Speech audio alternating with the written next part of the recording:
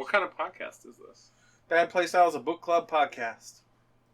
For video games. What am I supposed to say again? Welcome to Season 3 of Bad Playstyle. This is our infinite spoiler warning. Skip ahead if you don't want to hear that Metroid is a girl. Or that Zelda's a boy. There, how's that? Yeah. We swears a lot. Mm-hmm. So if you don't like that, You say bad words. you could send corrections to... badplaystyle@gmail.com.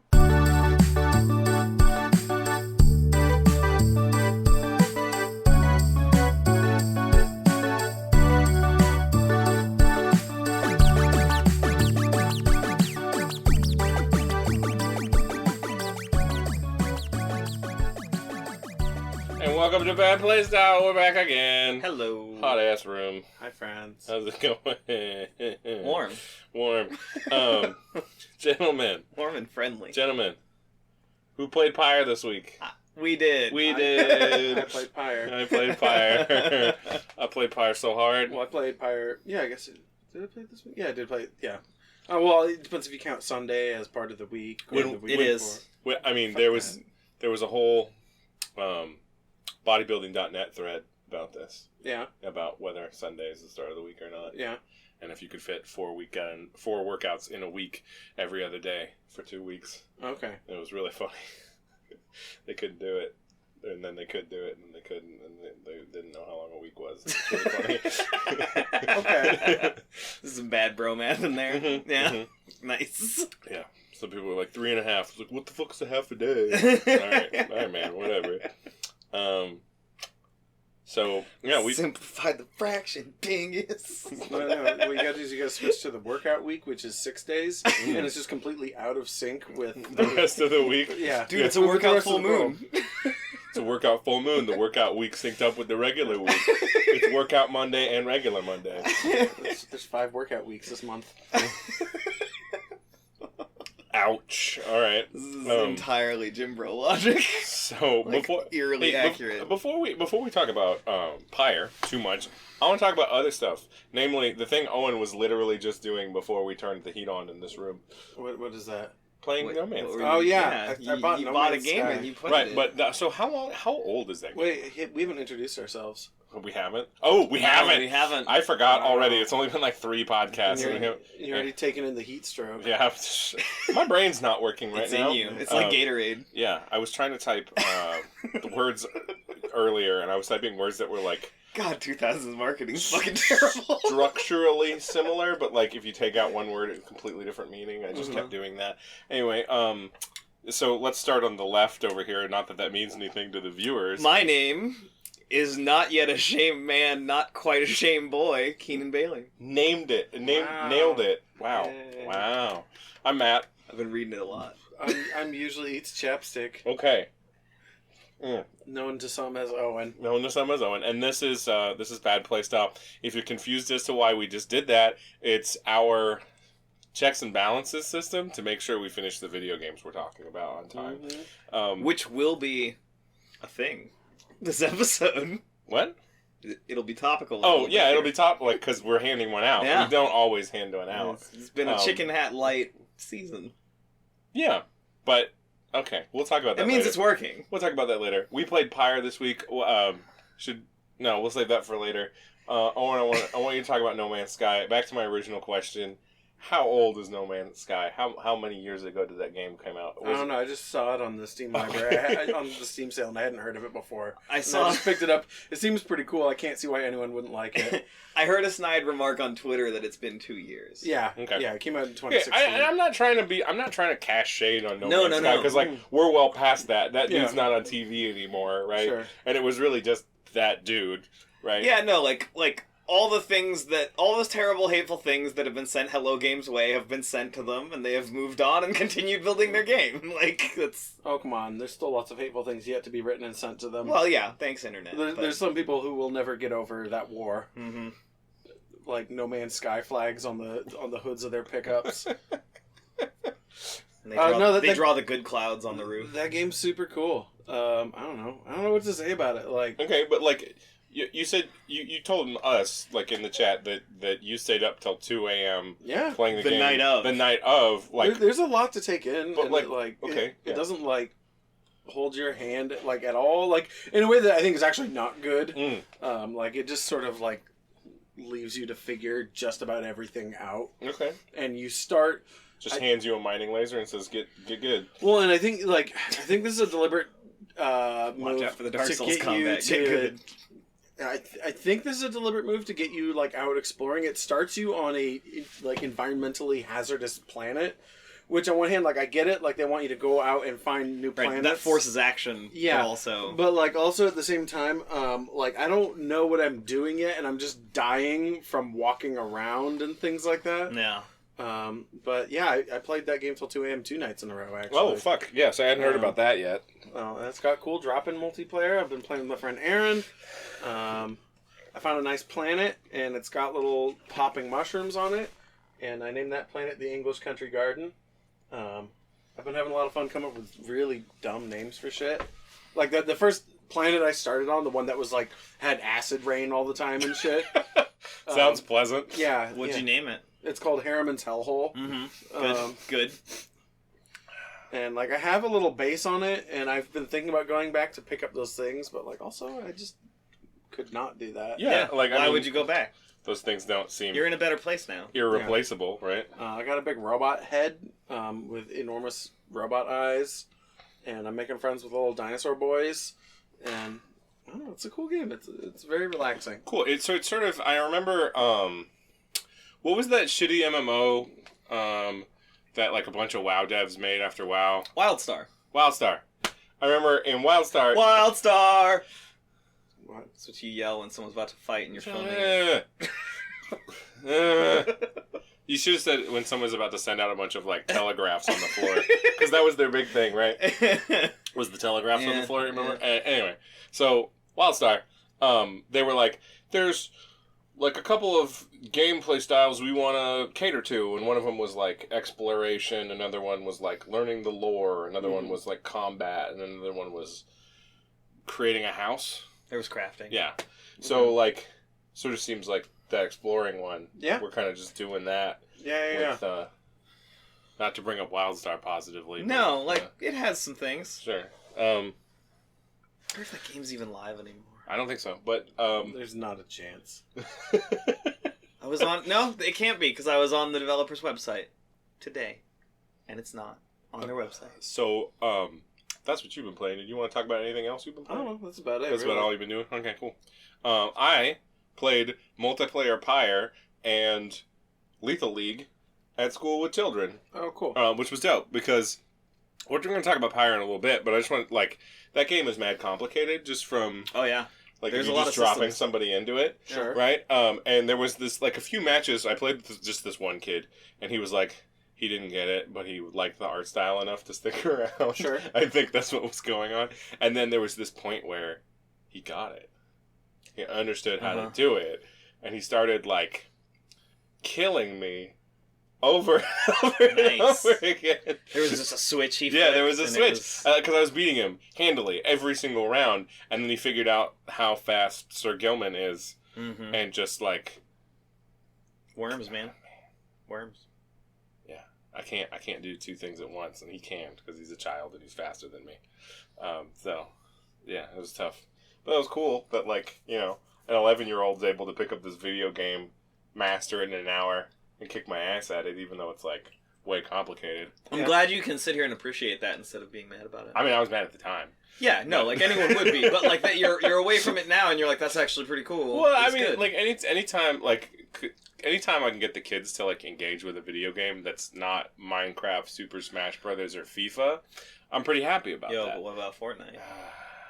They're actually not allowed to talk about Fortnite anymore. Oh, right. At my school right, district. there's like a district-wide rule, right? There's a district-wide policy. We're not allowed to stream it. We're not allowed to talk about it. We're not allowed to play it. Because it's that bad. Yeah. It's that pervasive That's and how annoying. bad it is, yeah. That's exactly the problem. Disruptive. God, I shouldn't say that. I want a job. Yeah. Jeez. Yeah. So it's that like aggressive in the middle schools. Yeah. And the high schools. That the school district I work for is just like Nah, bro. we're not doing it. We don't want any. We're done. The only time you use that word is when it's 2 weeks from now. Yeah, the kids are calling it the new F word. Nice. They're like, we're not allowed to say the F Good. word. Yeah, it's pretty funny. Yeah. They're making fun of it. Fight the power, I kids. like it. Good. But anyway, that game sucks. Keenan, Fucking did you play any games Generation worth Z mentioning? PUBG. The mysteries of Eve deepen, and I'm enjoying it. That's all I need to say. That is all you need to say. Cool. That's great. Yeah, we can move on. I've barely played any video games this week, as we're about to get to. Yeah. Okay. So, Pyre. Pyre. Why did Keenan? You picked Pyre. I picked Pyre. Why the fuck? Kind of really randomly. Like, I was on the fence about one game, then I was like, nah, fuck it, we're doing Pyre. Well, Like, it's a super giant it was game. like a fuck right? it, we'll do it Like, live moment. Transistor was a piece of high art. Yeah, no, so that was sort of where great. I was. That's where my headspace was. I'm looking through my list, and I'm like, I have Pyre. I've been meaning to play that. It's a super giant game. We'll have shit to talk about there. Yeah, let's do that. Okay. I went into Pyre knowing only what I'd heard in media about it, which is that it is a fantasy RPG with NBA Jam on top of it. You play a sports game that is very NBA Jam like. All right. I think that's pretty accurate, but also in the way that we've talked about, wrestlers are actually more than one sentence, even though you try to summarize them that way. Well, this game is way more than that sentence. That's the ideal. Yeah, right. Yeah. Is that you should feel uncomfortable describing Right. it in one sentence. Right. I can tell you, so and so is this, but also that's not enough. Yeah. That's how I feel about that summary of Pyre. Okay. Well, let's talk about Pyre. So my experience with Pyre was that the game got increasingly difficult into the midpoint, and then became very easy again when I figured out how to use the other characters that I hadn't been using. Because I let go. One of the things that happens in the game is that as you win the game, you take your best players and remove them from your roster. Yeah. Because the whole game talk about the loop. Yeah, the whole game game is set in the downside, which I can only assume is like a different plane of existence. Because it seems kind of like it's kind of culturally like mandated hell. Yeah, and like I remember reading in the book in there that like one of the first people they sent down there turned into a fucking demon, and they were like, "Fuck, yeah, this place is bad. We should punish people with it." Yeah, well, no, because they were already doing emperor, that, right? Yeah, and they sent the emperor was like, I want the Starstone that's laying there, and he went down there and turned into a demon. And stayed too long. And then other stuff happened, but and his friend was really What sad difficulties about did you guys play on? There was normal. difficulty sliders. Yeah. When you start, there's like 4 options. You can go into the options and change it anytime. I never messed with it. Yeah, I left it on standard. I cranked mine up. Oh, you did? Yeah. Why did you do that? I'll tell you about that in a minute. Okay. Well, I mean, what? So let me explain the loop because we were like halfway there. Okay. So the whole game takes place on the downside, which is where criminals and/or political prisoners get sent by the ruling body Just the unwanted in the dissidents. Commonwealth. Yeah. Yes. That's literally one of the teams. And the Commonwealth is run by like. The Commonwealth is run by people who won this game. Yeah, we find that out. It's run by people who won the game and came back and were like, yo, we need to uphold the rules, because they're dicks, I guess. But it turns out there is a loophole when you are in the downside, where if you play NBA Jam well enough, you can go back to the real world. Yeah.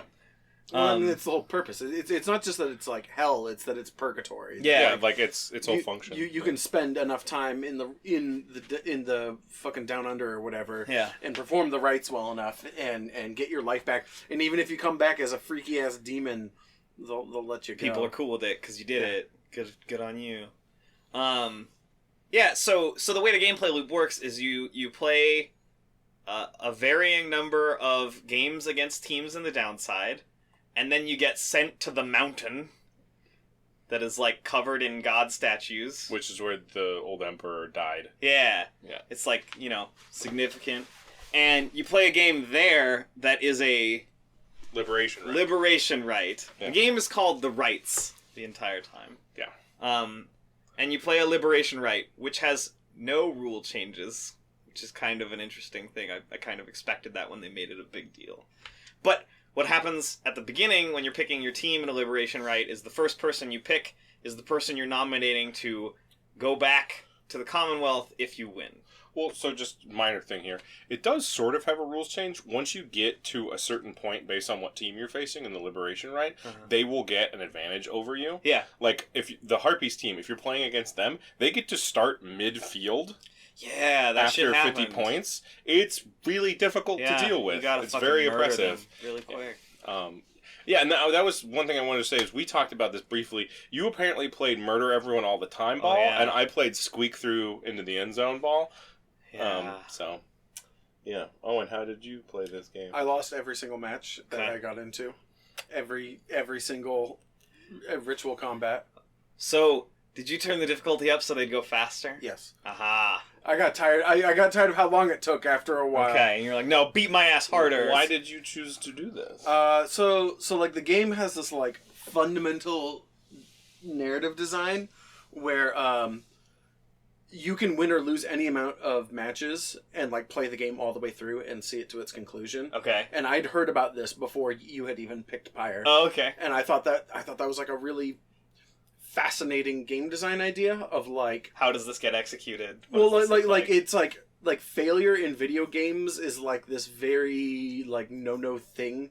You know, the protagonist like in so many games, you know, life does not go on when you fail. Even in Dark Souls, the game about failure is about you triumphing over your failure. Right. Of you don't ultimately fail. Yeah. Right. Okay. And so failure is not an ending in games very often. Yeah, exactly. Right? Like the closest thing you'll get is if you die in like an old RPG, and it'll just say you died, and like that's technically an ending. Yeah.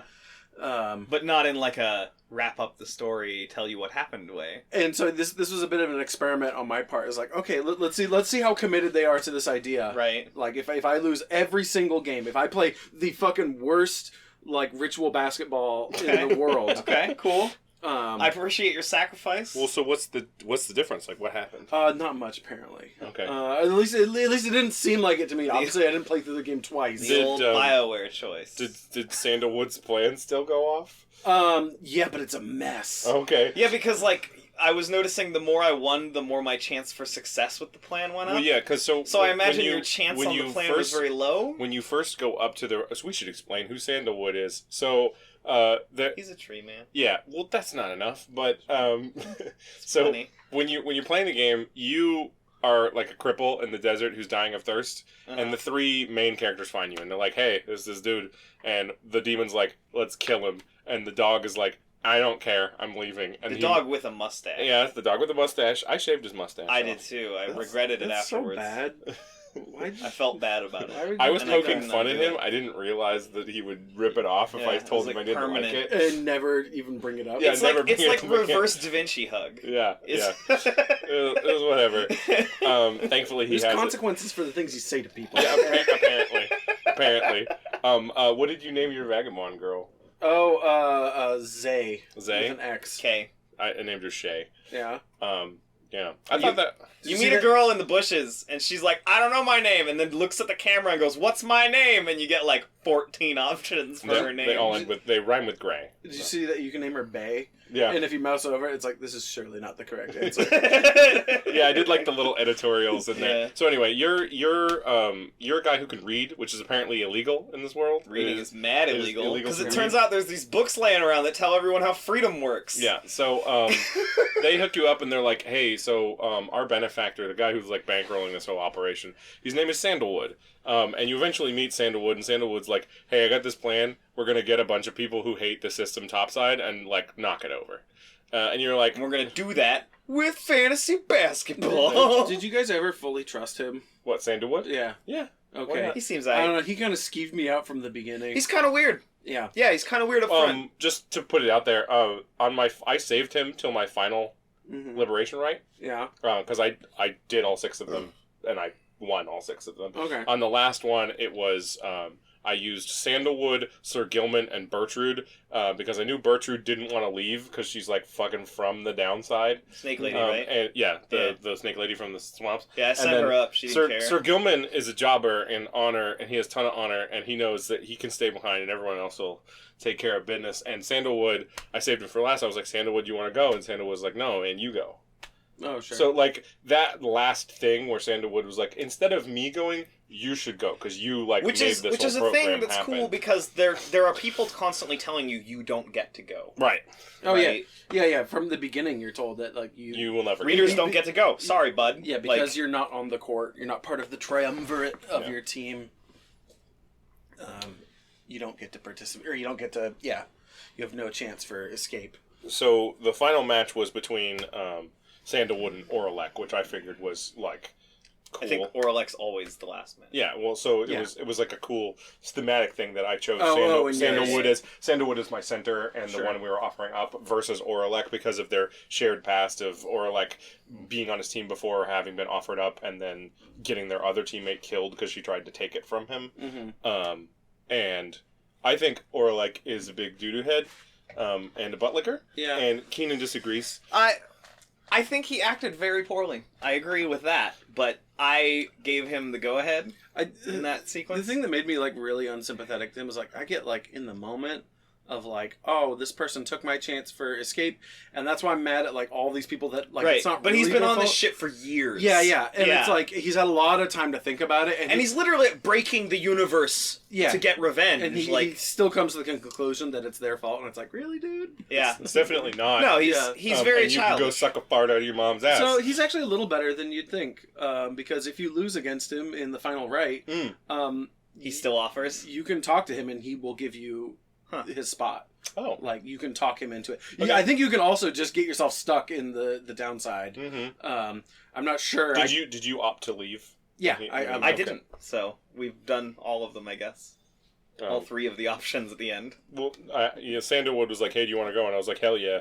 See you later, okay. fucker. Because Sandalwood, he made the plan happen. Like his legacy is intact. Yeah. He can go hang out in the downside and do cool stuff. Turns out he's kind of happy with it. Yeah, like he's fine. He did what he wanted to do, and like, I'm good with it. All the people in my little coterie became like good friends. And even though it's kind of a bummer that they're all in the downside, they're all together. They're all together. They all get to be friends still. I thought it was really cool that the dude who runs the Dissidents, Barker, like the cur with the punk rock shit, he starts the rights up again just for fun. Yeah. If he stays in the it's like downside, the only thing that was real for him. He's like, yeah, just do it, whatever, it's fine. So spoilers, by the way. I got to the end, and I got to that sequence where they're like, you should go. No, I should go. No, you should go. And then I finally got the choice, and I was like, oh, it gave me the third option to look at asshole boy Oralek over here, and I was like, hey, bro, go for it. And he was like, wait, what? And then, like, he's crying while he's going up in the moonbeam, and I'm like, yeah, I did a good thing for that asshole. And then it turns out that he gets in on the other side, and everything's on fire, and people are dying, and he's like, I used to be a doctor, and just immediately starts helping people. Well, that's good. So I felt good about that. Yeah, so my revolution, the revolution still fires off even if you do, like, abysmally in this game. But it's like a fucking massacre. Like, they succeed and they overthrow the Commonwealth, but, like, it's talking about, like, harpy attack wings running over the city and shit like that, and, like... This is a bad scene. So mine was apparently completely bloodless. Oh, that's cool. Whoa. So what happened was, when the Who'd you send up? I sent up everyone except Bertrude, Gilman, and Sandalwood. So what happened was, when they all appeared, the people just assumed they were the 8 scribes reborn, and just like, were like, no government, no mores. And just like started a new civilization. Wow. Okay. And the harpies attacked at that moment, but because we had 2 harpies in our party, because I had Hedwyn and Pamitha. Oh, okay. In the party. Oh, you can win over her sister. No. Pamitha is the She's one you get. Oh, okay. Yeah, Tamitha is the one that's mean. Okay. Yeah. She had a hard time when I sent her up. Yeah. She was like, I want my sister to go, and I was like, but I want to beat her ass. Well, you don't understand. In my game, her sister got to go up. Oh, okay, yeah. Because she kicked our ass. So, yeah, I did her versus her sister in one of the liberation rites. Mm-hmm. And so yeah, when you send her up, because you have 2 harpies on your team. Mm-hmm. On the upside, you have the a harpy and a harpy lover. Yeah, that's what I'm saying. Like, yeah. Finky, Hedwyn's girlfriend, and Pamitha, they just go to the harpies and they're like, "Hey, you just want to integrate with society when they're done having a revolution." Wait, you got Hedwyn's girlfriend? Yeah, well, not as like when a you fighter. send Hedwyn when up, you send Hedwyn up, she joins your It turns out his like long lost love is a bird lady. Yeah, no, I know that, but I never encountered her. No, I didn't encounter her in the game, but in the epilogue, it was like because of the help of these 2 people. He and her provide the hookup with the bird people. Yeah. So my ending, I sent Hedwyn up, and they're fighting the government in like a battle in the streets type shit, and then suddenly the bird people come in and fuck the government up with them, and I was like, yeah, that's fucking rad. Yeah. And then I realized it was because Hedwyn and his girlfriend had like orchestrated it. Yeah, it was like a thing. Yeah. So yeah, completely bloodless coup. I only lost 1 match. I lost the middle match to Oralek. Because they were doing funky shit, like running the ball up the court with full stamina bars, and then regenning stamina bars by slamming me, and then diving into the pit, or doing things like running a nomad up to my character just at the very fraction of an edge off of my aura, and then slamming me in the face with the ball so I didn't have the aura anymore, and then killing me, and then picking the ball up. And they were doing these all in like a fraction of a second where I couldn't react. Sure. And I think it's intentional, but there's a slight delay when you lose a character before it gets to the next one.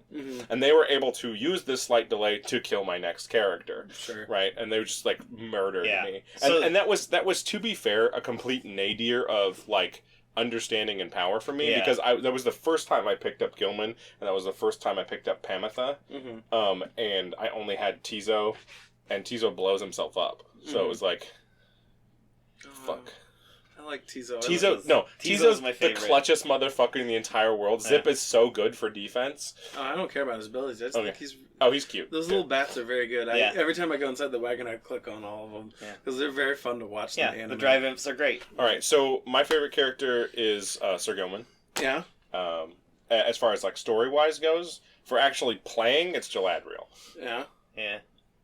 Very, very closely behind Bertrude. I like her best. I like Bertrude for playing quite a bit, but she doesn't come into her own until she gets Slither, which makes her way fast. Oh yeah, and then when you get the ability where she jumps and pushes people out of the way. Yeah. Oh, so many jams. Yeah, so many fucking junks. So many jams. Yeah, I think I really liked Bertrude and Kay for gameplay because Kay's jump is fucking bananas. You can jump like half the field with her. Absolutely hated using her, but maybe I needed to like use her leveled up more. So you know how an ability when you're charging it flashes and then does better? Yeah. So if you can time... I was never able to do those If correctly. you can time her jump right, she jumps literally half the field. Okay. And so you're just like, Grotrian from half court, I'm in the fucking thing. Like, it's ridiculous. That's cool. And she's like, she was the perfect mix of fast and useful. Yeah. I have a question to ask you guys about your playthrough. The fucking Worm Knights or whatever, when you fight them, are they at all challenging? Not really. No. Okay. I had a suspicion. Their entire thing... I mean, like, please expound. So, if you play against them and you don't do anything... Do they just slam into you and die? No, they'll score on you like a little bit, and then they'll just like stop participating for a little while, and they'll just kind of like run around and so like I got into this pattern of like, because I'm trying to lose these matches, where like I just pick up my phone and I like look at my phone and I look up to make sure it hasn't like started dialogues that happen sometimes in matches. Right. But like I just let the other team dunk on me, and I take all the mutators you can have on the match that like lower your own fire and stuff like that. I have an achievement you guys don't have. I won a match with all 13 of the signs turned on. Was it the freebie match? Yeah, god damn it. At one point in the game, the other teams are so demoralized by the game breaking down that one of them won't show up. Well, no, it's not that. It's that you're supposed to be playing against the infidels, and they don't actually care about getting out of the downside. Oh, yeah. So, like, when it's the last match, and this is their chance to get into the bracket, to go to the championship and escape purgatory, like, nah, fuck you. They're like, I my heart's not in it. I don't need this. Yeah. It was the Barkers for me. Their whole thing was they wanted to stop other people from leaving, and they knew they couldn't do that, so they just didn't show up. Angry lion guy for me. I forget his name. He's got the sneer on his face, and they wear the yellow. He's the human. Oh, Lendl. Yeah, Lendl, the liar. Yeah, Lendl the liar. Yeah, he was like, I'm a bitch. In my ending, he turned into a demon. Nice. Yeah, like, he blamed us for not being able to leave and robbing of his chance of leaving, and then alienated his team, and they're like, he turned into a demon, and, like, throws starstones at people. Yeah, it was the same way. Like, there's a demon that kind of looks like him, I guess. Yeah. He's over there. Yeah. Turned into a demon, started fucking people up. I think that's pretty fun. Yeah, the worms, like, their entire gameplay, advantage is that they're fast and they're small. So the thing with the worms... There's disadvantages that they throw matches. Yeah. They don't have any air control. Yeah, they have no air control, and then the other thing is, like, they are a secondary runner. Like, if you're doing a all-run game strategy, then, like, you take them and Tizo or them and Ruki, and it's like, okay, well, this is the run game strategy, right? But you can't have 3 worms and expect to do anything. Sure. Right? Like, you would have to be godlike to win with 3 worms. It'd be High-level bird lady's really fast, too. Yeah. She's good. I didn't say who my favorite character was narratively. Because we did that. I'm trying to think. I think it's actually Tizo. Tizo's got a cool arc. Like, it turns out he's the great-grandson of, like, the fucking drive imp god. He's not the great-grandson, because that was 1,000 years ago. Whatever, he's like, related. And, like, the gods literally confirm that to him because he's having, like, a down moment. You were the descendant of Haub. Like, I love him because he's a drive imp, and he knows he probably shouldn't be playing the game, but he's like, no, I'm good at it, and I'm cool with it. Well, and also he was the first drive imp to participate in the game. So he has, like, all this imposter syndrome stuff, and then everyone's always like, it's cool, buddy. But he's the fucking best! He's the best, yeah, like, he's a very good boy. I don't know how many near scores Tizo has clutched into a reversal just with Zip. Like, fuck, man, he's so good. I gave him a relic that makes his stamina regen once he gets the ball. So he can go all out shit nuts to get the ball, and then all out shit nuts to get the ball in the thing. And he scored every fucking time. It was so good. My Tizo. That's why I let him go to the upside. So okay. So you're telling me he was a runner for you, and I'm telling you, my Tizo took it for the team all day. He would go kill at least 2 people every time. He was so good because they do that thing where they crowd near the ball. Yeah. They get like 2 or 3 people near the ball, and I'd be like, yo, Tizo. He was zip, zip, boom. Yeah. What's up? You're dead. And then my runner would be like, sweet, free goal. No, I mean, I was all about running the ball in. Yeah. Right? And not passing and just running through their defenses. So, the reason I like Kay is at high level, her shooty bit starts bouncing off of shit. Okay. And that's really cool. That's cool. And then... Did you know that Plant Man reflects them back at them? That's so good. And then the other one I really liked is Bertrude's will eventually start penetrating walls. Oh, wow. And the AI is not prepared for that. Wow. So you can literally, like, sit behind a wall, charge, and blast, and it's just, like, I never used Bertrude's blast as a method of killing things. I used it as a method of saying, hey, this 90-degree angle, be there. You cannot be here. Don't be there, and I'm jamming through it. Down the court. Yep. Green flag drops. Yep. Just flecked him up with that. This game is not balanced. God, no. And the thing you were talking about the computer just, like, doing shit. Yeah. Like, there's just games we were talking about. There's games you're supposed to lose. Right. And there are times where you can pull it out, but, like, my first loss was literally like, oh, man, the computer definitely got lucky there. And I was a little annoyed about it because I was, like, fucking undefeated killing it before that. And it was a liberation right. So, like, all the stakes, right? Like, I wanted that win, and I didn't get it. And I'm like, you said you let Udmilda up to the surface, right? Yeah, so she beat me. And then it turns out she has, like, literally no effect on things in the ending. Like, she just goes up there and goes back to the swamp and fucks off. And no one really knows. If you leave her in the downside, you know what she does? She blows herself up. Okay. Yeah, so like her whole thing is she's looking for Islock. Yeah, she's her, like, trying to god. get down She's with trying to get him. She's trying to find an elder god. Yeah. So she goes to the place where his remains apparently are, and then accidentally 'cause there's, blows like, up fucked the entire giant god bodies all over the downside. There's titans everywhere. But so she goes there and she blows up all of the dirt around there and is dead. But also reveals conclusively that there is no god body here, and that guy's just actually dead. Which I thought was funny. Which probably explains why when she gets away, she doesn't fucking do anything. Yeah. Is because her god doesn't actually exist anymore. Yeah. So, we've talked a lot about gameplay. We've talked a lot about the things we don't like, where the game does things that are wholly unhuman to beat you. Yeah. I didn't like that the game wasn't very reactive to me losing every single time. Yeah, that's disappointing when you hear that it does that. There was one time where Sandalwood took me aside and he's like, "Hey, so I noticed we've lost every single game." And it's like, yeah, I noticed that too, Sandalwood. I've been trying, man, really. Yeah, and he's Clicks like, phone. and so he's like, "Are you actually trying? Or like, are you doing this on purpose?" And like. That was pretty funny. Yeah, and so I was like really curious, like, what is he gonna say if I say I'm doing this on purpose? And he's like, well, I clicked like, what are the options? It's like, I'm doing the best I can, or I'm doing what I think is right. Okay. And he says something like, I don't know why you're doing it, but I trust your motives. Whoa! And it's just like, what the fuck is wrong with you? Okay. Whatever. Yeah, that's weird. The manager of your basketball team sucks. You should fire him. Well, and like he straight up threatens that early on. Yeah. He's like, "Yo, I can read too, bitch," and you're like, "Whoa, buddy!" Like, yeah. Did when he steps in and is like, "Hey, I can read too, bitch." Did Hedwyn and Galadriel and Rookie like defend you like they did in my game? I don't remember. Okay, that's. I stood my ground and then like. Well, I think they backed me up. Yeah. Okay. That's pretty funny. It's like I know we've lost every single match, but we trust. Yeah. Well, because we found him in the desert, man. We trust him. Like one thing that worked kind of well is it kind of felt like we're some like fucking bad news bears. Yeah. Like, where we all know we all suck ass, and like we're in it together. Okay, right on.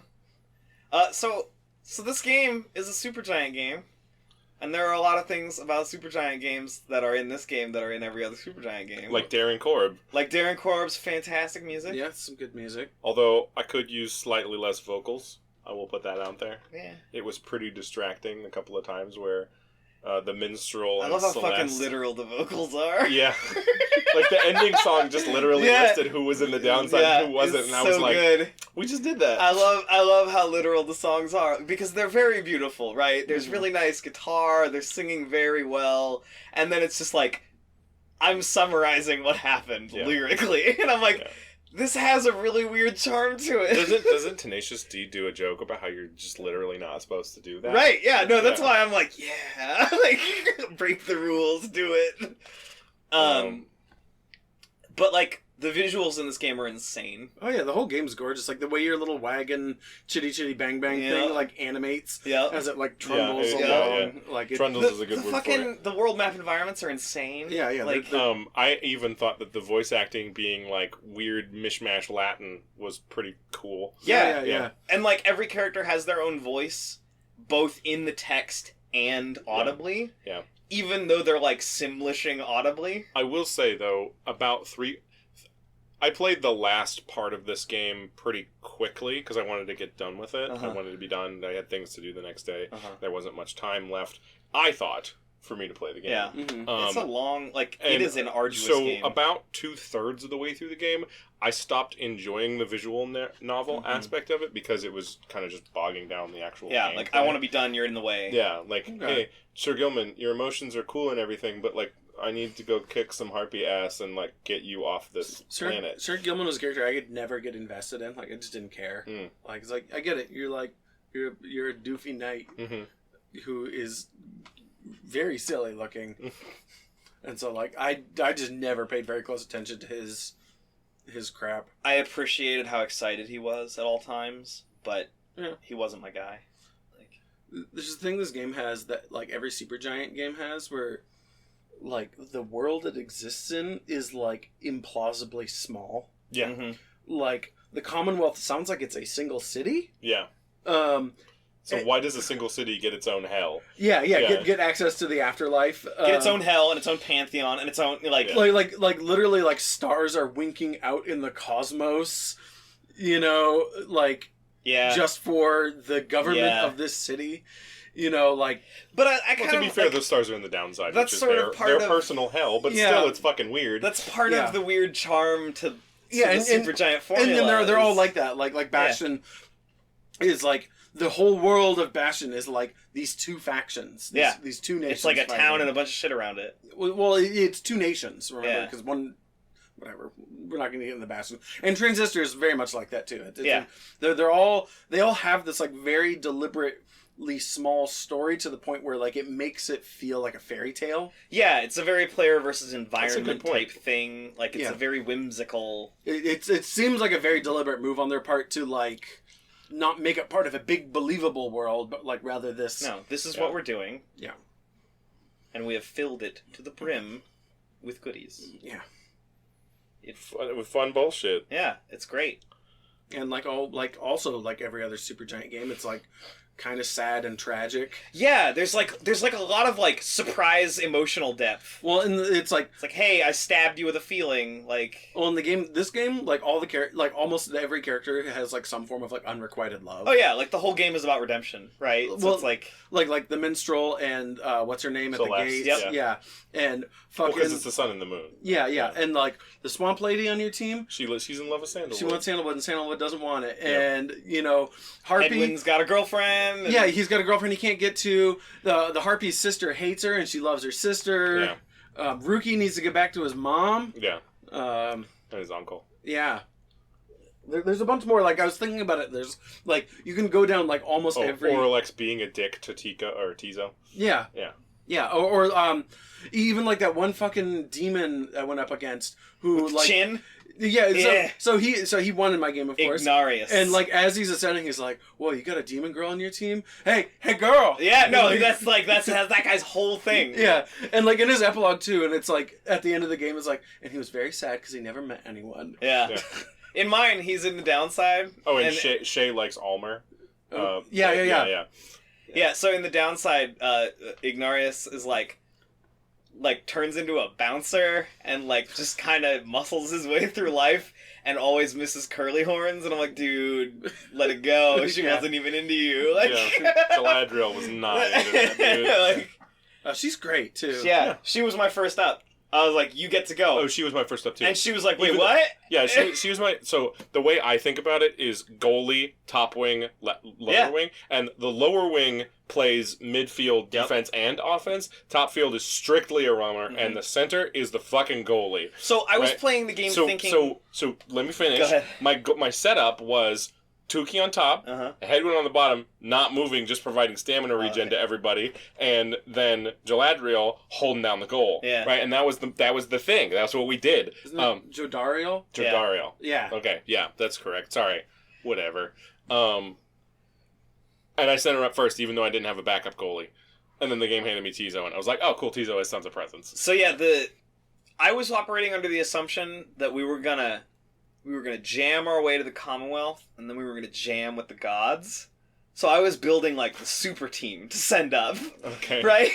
so You thought you were going to play I with thought who we were- you sent I up. thought we were gonna go up and dunk on the gods. I think like that's a reasonable, unfounded assumption about the end. right, game. like Yeah. the way the beginning of the game presents things Well, to then you, the like describes, yeah. yo, we gonna ball for the universe is like a Yeah. thing, right? Like, so I'm thinking like I'm setting up the big Space Jam ending with OG team, and I'm like ready to go, and then like the game ends, Yeah. and I wasn't like dissatisfied by the ending, but I was like operating under the assumption like, yo, it's gonna be fucking shirts versus blouses up there, and it's gonna be dope. Did you either of you guys send up a Bill Murray or Jordan like for the Space Jam at the end? No. I really liked how the announcer is a ex-Nightwing. Like the judge who's... Oh talking to you. yeah. Yeah, how it's revealed that he was the dude the Nightwing sent up before Oralek Yeah. was attempted to be sent up. Yeah, I really like that he's the first Bastion narrator to be a dick. Yeah. Yeah, the first Supergiant narrator who's like, I Yeah. hate you. I thought we were friends. Yeah, he's such a dick. And he vacillates between, like, holding your hand into the game, like, being kind of cool with you.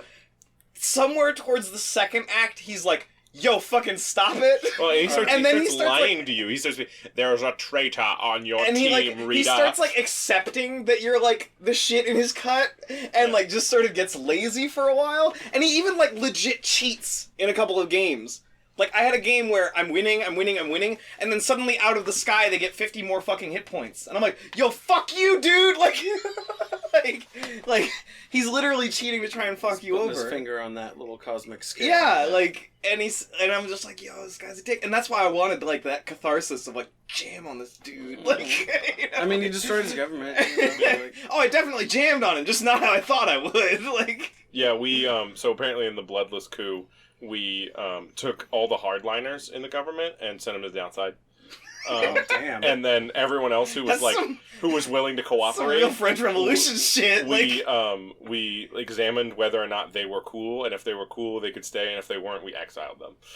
Yo, people just died in mine. Yeah. Like, people just fought for shit. Yeah, one of the people who got to go up in mine, because I didn't get to pick anybody, was that fucking tree guy. The like, Manly? douchebaggy. Yeah. Manly. Yeah, so he went up and then, like, used his influence to, like, get back in his position of affluence, and then, like, the revolution happened immediately. I don't remember exactly what happened to him. I think that he gets killed or something like awesome. that. Yeah. I love it. I hate that guy. He bankrupts his family from the downside if you go down there. It's pretty funny. He, like, literally tries... He does all the, like, Looney Tunes-ass ways to get home. So, when you first do a liberation rite, Sandalwood takes you aside and he's like, yeah, I have a mental number for everyone you send up, and I will update that in the sheet every time you send someone up. I'll show you, like, what the percentage chance I think the revolution will go well is. Yeah. Right? And when you sent... Joe Dario, I sent her up first, and it was like, boom, 30%. Yeah. Immediately. And I'm She's like, a big deal. Damn, 30%. That so happens to be her glory score. Okay. Oh. Right? So I thought that's what was going on. Okay. But then I so sent you're, like, buffing glory super hard. I sent up Headwind. I mean, I was doing that anyway. Yeah. But I sent up Headwind, and it was like 7%. And I was like, oh. That's not what's happening. Oh. Yeah, like, that's definitely not the number we're using and stuff. I think I got to 30% success chance by the end of the game. Nice. By failing everything. Nice. It was in the teens for most of the game. Nice. So, you mentioned something in the pre-show meeting about how there's no good ending in this game. Well, that was like a thing that I read in an interview where the director of the game was like, "There's no true 100%." Yeah, there's no perfect ending. Yeah. Not everyone gets out. Yeah. Not everyone gets what they want. A couple of people have to stay.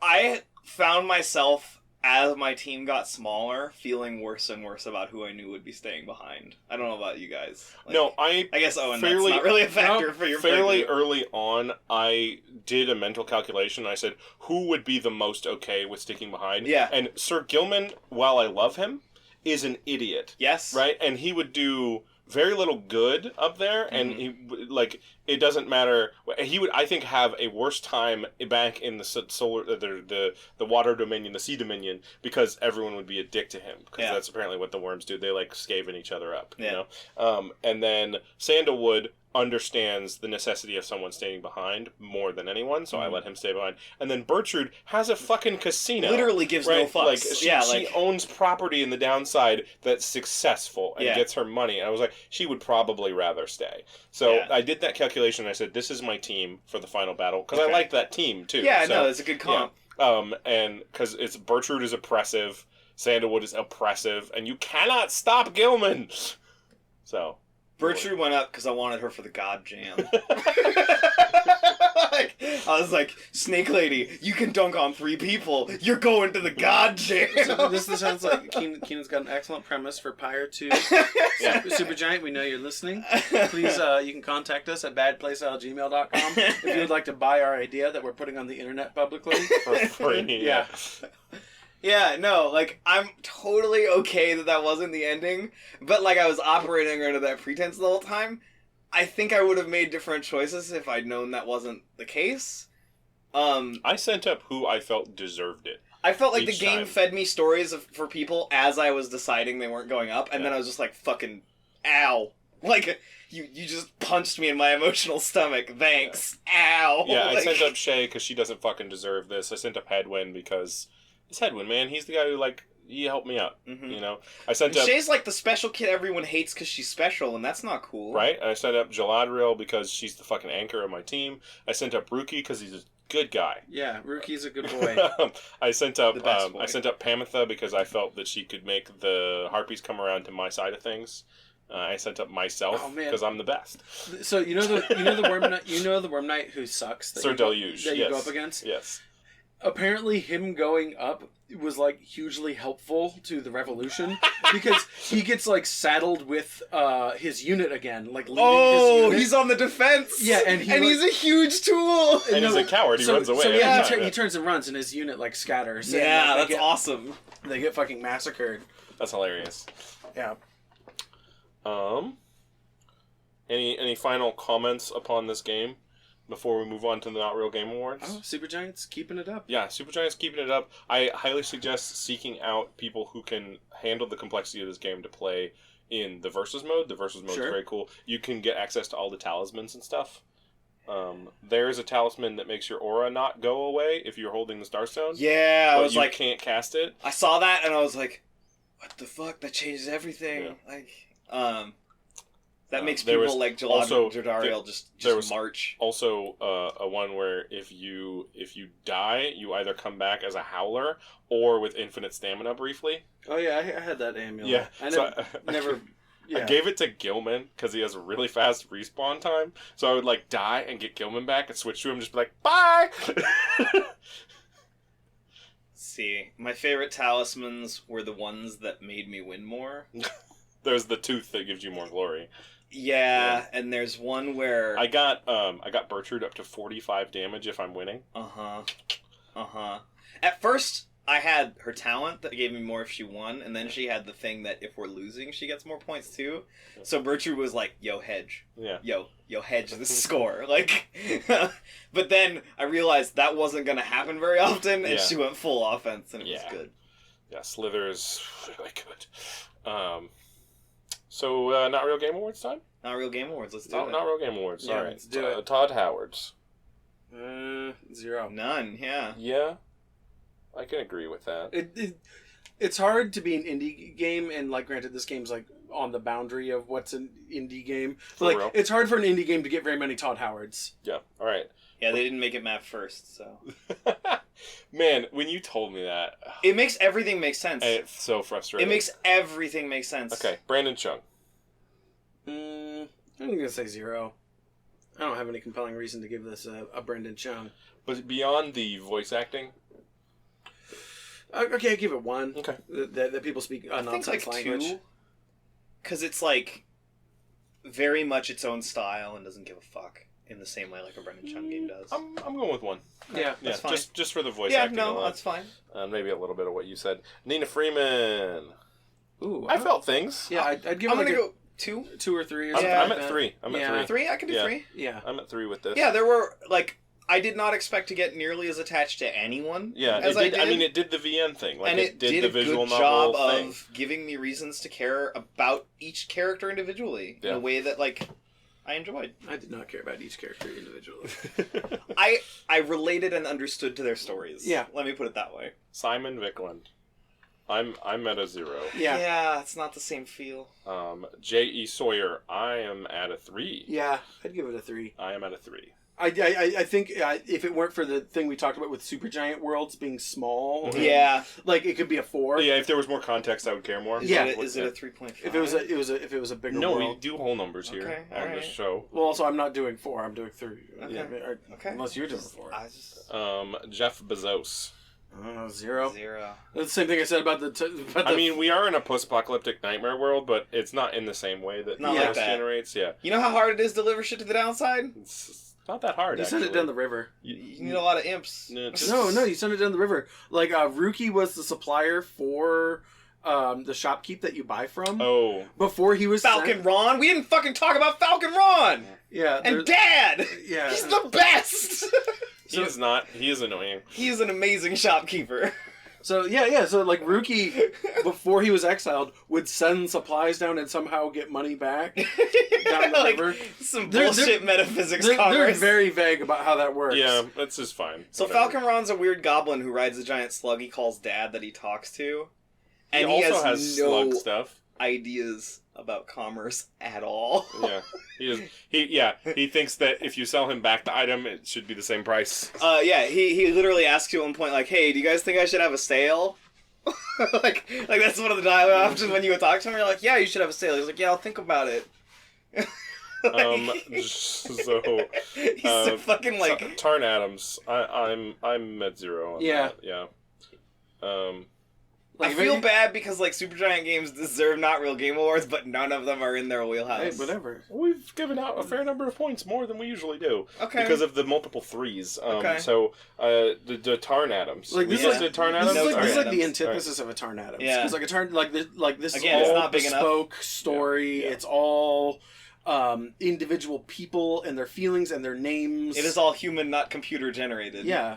Human. Jake Solomon. I was very angry about the state of my character's well-being. I think there's a at multiple 3. points. I'd give it like a 1. I'm at 2. Okay. I just want to say 3 because there's a lot of permanence to your decisions. I'm staying at 1. I'm cool with it being 2. All right, that's 2. like, All Here right. we go. I'm cool with it being 2. Permanence and Alright. feelings. Speaking about of Keenan. things. Keenan. Yeah. Wrestle. Oh, okay. So I talked about Kevin Owens meeting Shania Twain. So this Wait, is what is happening? this is the part of the show where Keenan gets to speak about wrestling because he likes wrestling. the a dumb lot. wrestling thing. Yeah.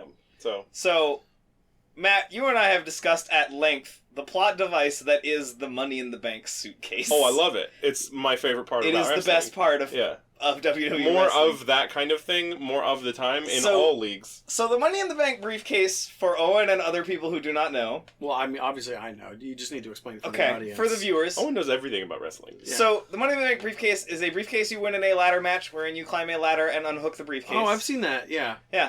And the briefcase allegedly has inside, though I doubt it's in there, a contract for a title match at any point in time. It's like a bearer bond for a Yeah, title match. yeah. So like classically speaking, someone wins this suitcase and they like carry it around for a while, and then they show up with a referee when you just lost your match and you're the title guy, and they fucking beat you up and take your title. Like that's pretty much how it gets used. Okay. But as a storytelling device, it's fucking incredible because you can put it in anyone's hands and immediately there's a weird chance and anything could happen. And also which is the important thing to wrestling storytelling. It's a bearer bond, so It's you a can bearer have, bond. You can have people jack people So, up yeah, backstage people for should- their It should be contracts. treated like a stipulation in a match, Yeah. right? Like that's a thing. And they're doing it. So Braun Strowman, resident giant man who's larger than Brock Lesnar and throws Brock Lesnar around like a ragdoll, Mm-hmm. he is currently the monster in the bank because he won Money in the Bank. Don't ask. All right. But Kevin Owens, Shania Twain fan and Magic Wrestling Boy, is going to wrestle the monster in the bank for the suitcase. Okay. And it's the dumbest, best thing ever. Good. That's good. Good. I'm glad they're doing the thing I said they should do. I 6 hope I months ago. summarized that quickly. Yeah, no, you did. No, that was great. Are we to my favorite segment? We did no, almost. We don't have any video game issues. We don't have any unrealized dreams. But it is time to discuss the chicken hat. Hey, where are we at on the chicken hat? I Keenan? get a +1 on the chicken hat because man, last week was fucking nuts. Okay. Yeah, I got really So- busy and didn't play the game, and we pushed our recording 3 days later so that I could finish the game and we could have a real conversation about the game. Yeah, which I think we did. So Yeah. that was a good. Mission Good call, Owen. I do want to say, I wish I'd started the game earlier because playing this game on a time crunch, The game suffers for sure. it's definitely like a game that I would have rather had time to come back to and like Mm-hmm. give it its room. Because there was definitely a point where I'm like, shut up, quit talking, let me jam. Like, Yeah, that's kind of the point I got to. I was like, these aren't doing anything. I just want to jam. Yeah. and even then, it wasn't even like I want to jam. Like it was like I want to be done. Right. I wanted to jam. That's what I like whatever. the jam. What's up? What are we playing next week? Oh, we're gonna play Kentucky Route Zero. Okay, talk about Kentucky Route Zero for a minute. Are we Uh, skipping my favorite segment? No, it's always last. Okay, it's not always last. It is. Kentucky Road Zero. I'm sorry. Kentucky Route Zero is like a magical realist journey across Appalachia. I love magical reels. Yeah, that game is bizarre. I love No, No, you don't. no. You play as Conway, a delivery man who's making his last delivery, and he has to go into a like mysterious and impossible underground highway system to get there. That sounds so fucking cool. Yeah. How did 2D narrative Fallout 3. Got it. Nope. How did human beings come up with such concepts? This is amazing to me. Yeah, I don't know. It's Where pretty do great. ideas come from? I don't know. Speaking of ideas, Sam Fisher versus... So, like, something that occurred to me about this feature of our podcast is that, like, my perception of Sam Fisher is that, like, he's, like, very good at, like, only a single thing. Yes. And is also, like, very set in his ways. Yes. Right. So, like, if you put Sam Fisher on a Pyre basketball team, and we're like, all right, dude, it's time for the jam. Does he have his gun, though? I don't think so. Yo, Like, but Sam Fisher with an aura is kind of scary. If he can project his will at people and kill them. I mean, do you think Sam Fisher has lots of presence? I don't know. I think no, he doesn't. That's the antithesis of his job. If he has lots of presence, everyone knows he's there, and he can't be a sneak boy. He has a ton of hope, though. Yeah, Right. Yeah, okay. He has a ton of and like plenty of quickness yeah, and Yeah. a fair amount of glory. yeah. Okay. Right. I think by being a, like, classified person, he has zero glory. Yeah. Well, because your glory doesn't need to be necessarily like out in the open. It can be like I don't know. His character arc, there's some real dark shit in it. Okay. So you think I he would has, like- argue that Sam Fisher is at least zero sum, if not negative glory. So you saying he's like the Sir Gilman of our Yeah, group? I could say that. Okay. Like, I'm willing to concede Like this. Sir Gilman with a gun. This might be Sam Fisher's first win on the podcast. Okay. Like, Because I mean, you definitely do like you do kill people, right? They're just Yeah. banished because we're in the rights, right? yeah. Yeah. So like, I think Sam Fisher would be proficient as a midfielder that just fucking takes people. yeah, out. I think he's the murder You know? guy. Like, Yeah. Okay. I So, think like- he's like, a helpful. He's not scoring. I what think his he's a helpful teammates are. addition to a team, but I Right. don't think he makes. He's not LeBron. Okay, Right. but so that's worth imagining Sam Fisher versus in the context of the rights. What about just like Okay, so here's murdering everyone in the black wagon? Okay, Like- so like no, hold on. I don't think he gets that done. So here's either. the thing. We agree that Sam Fisher could be a competent player in the Right. rights. Do you think the reader's really going to pick him? no. Who's this dude with the goggles? What's going on here? The goggles? He brought a gun? Get out of here, dude. Get out of here. I think Sam Fisher would be a formidable player, but would get dunked on bad. Right. Like, he would not be a good He defensive doesn't have player. any defensive. He wouldn't be a capability. good No. offensive player. He would He's be not a gonna good. hold He would be space. a good utility center fielder for like taking Yo, people the out. only thing he's gonna do is once per game he's gonna mark all 3 dudes on your team, hit a button, and they all die. Okay, like that's it. He gets to do that once. Maybe that's good for something. Okay.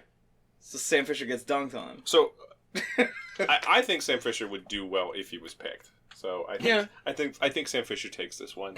I think we got to give it to him, right? Because I mean, the interpretation of this is always pretty broad. Is like, is this Sam Fisher winning the entire plot of the game? Is Right. this Sam Fisher versus the Nightwings? yeah, I think Sam Fisher, if he's just in the downside by himself and not on a team, is fucked. okay, I want to put that out there. Like Okay. that place is fucked up and crazy, and he is not prepared for that. okay. But Yeah. I mean, so in a situation where he is like prepped for the mission and needs to kill everyone inside the black wagon, can he get it done? Nope. No. Nope. Okay. I think Jodariel would fucking Yeah. I think he'd like stab her or whatever, and she'd be like, "No," and kill him. She'd fucking crater him. She would Okay. rip him in half. All right. Like- All right. Well, that answers our questions. I advocated for Sam Fisher winning for the first time ever, and he has maintained a 0-win record throughout You this. know me. I'm a Sam Fisher boy, but I don't think he gets it done here. All right, Owen, where can they find us? If you want to contact our web zone at badplaystyle@gmail.com, you can send comments, corrections, Dick game pics. codes, dick pics for Matthew.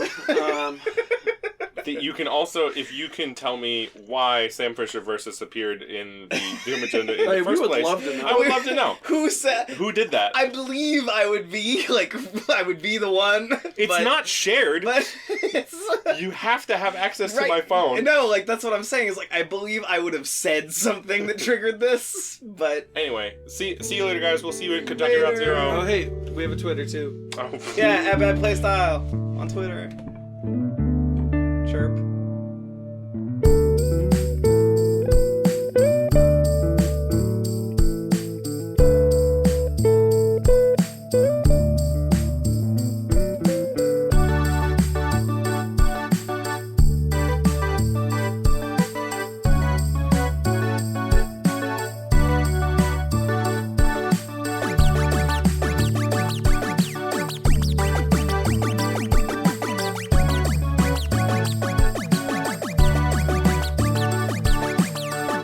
theme music is made by my good friend Benjamin Busey. You can find his SoundCloud at soundcloud.com/basicbenji206.